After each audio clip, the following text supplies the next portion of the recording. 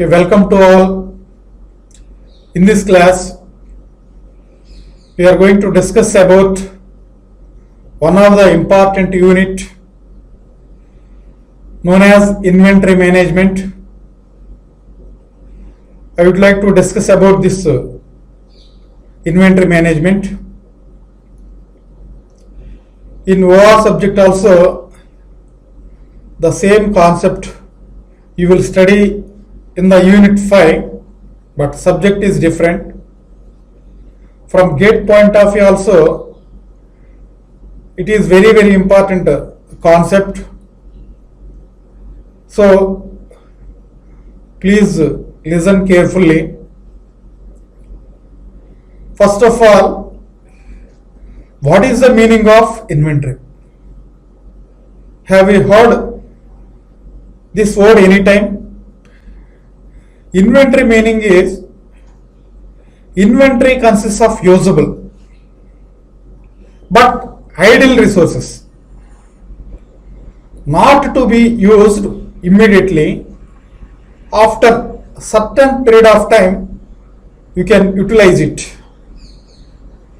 Basically, this term, inventory term, is applicable to one of the important resource known as materials. In shortcut, briefly, I will define inventory is the idle stock of materials. Idle. That means immediately we are not going to use stock of materials. Maybe after a certain period of time, we will use that stock. For what purpose we have to maintain this stock? For smooth running of the business organization and for efficient utilization of all the resources. Everybody knows that the resources may be in the form of men or people, machinery, money, materials, methods, and so on. Among all the resources, one of the important resource, materials, plays a vital role, particularly in manufacturing industries. Therefore, material requirement planning is very important one.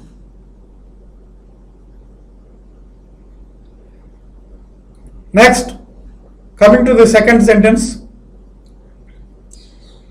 when the resource involved is a material, the inventory is also named as stock, simply stock. Depending upon the stage of processing of materials can be classified into three categories. Maybe it may be raw materials, it may be finished goods, or it may be semi-finished goods. I would like to explain about these three types of materials. First, what do you mean by raw materials? Raw materials are the materials on which single operation has not been carried out. Next, coming to the finished goods. Finished goods are the goods, all the operations are completed. That goods are ready to send out into the various markets for selling. That type of stage of materials are known as finished goods or finished products. Next, coming to the semi-finished goods. What do you mean by semi-finished goods? It is nothing but the in-process materials. What is meant by in-process materials?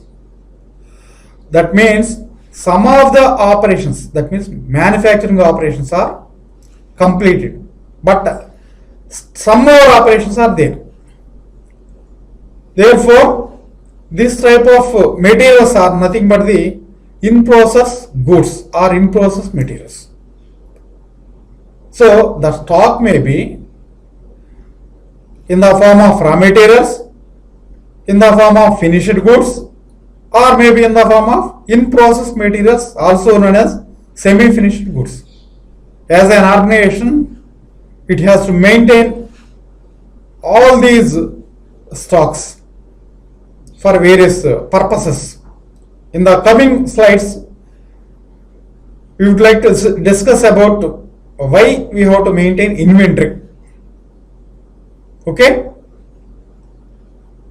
Next, coming to the next slide, classification of inventory. So in this slide, I am going to explain about classification of inventory. Classification of inventory. Inventory can be classified into two categories. First one is the direct inventories. Second one is the indirect inventories. First of all, what do you mean by direct inventories? Direct inventories are the inventories which becomes the integral part of the finished good. I will explain by taking an example. Raw materials. Consider the case of raw materials.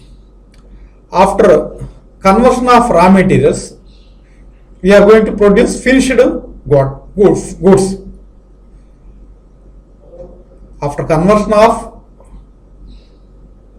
first we are going to convert raw materials into finished goods by using some manufacturing process or operations. The operations may be turning, drilling, milling, grinding, etc. With the help of cutting tools, we are going to remove the unnecessary, unwanted materials from that raw materials, so that we can make finished products. Therefore, raw materials comes under direct inventories because it becomes the integral part of the finished good. Next, coming to the indirect inventories. Indirect inventories are the inventories which do not become the part of the finished good. How we can justify this statement? Consider the case of cutting tools. All the cutting tools. Cutting tools definitely we use in machines. Therefore, cutting tools comes under indirect inventories because cutting tools are not part of the finished good. These type of cutting tools are also known as accessories. Accessories helps to improve the manufacturing process, but do not become the integral part of the finished good. For example, while we machining jobs on the machines, we use as cutting tools. Cutting after certain period of time, cutting tools may get wear and tear. Single point cutting tools are multi-point cutting tools. Lathe tool is a single point cutting tool. Milling tool, it is again multi-point cutting tool. It is one of the cutting tool. So these are known as, all these type of examples comes under accessories. Accessories helps to improve the manufacturing process.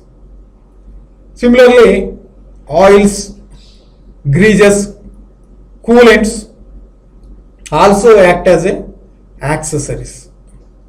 Similarly, stationery comes under indirect inventories.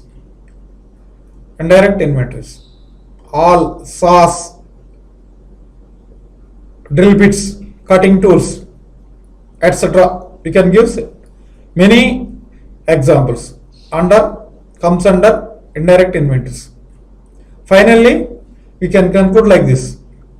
Direct inventories are the inventories which become the integral part of the finished good. Examples are the raw materials. Similarly, indirect inventories. Indirect inventories are the inventories which do not become the part of the finished goods, but they helps the manufacturing process. All cutting tools, accessories comes under this category. That means indirect inventories.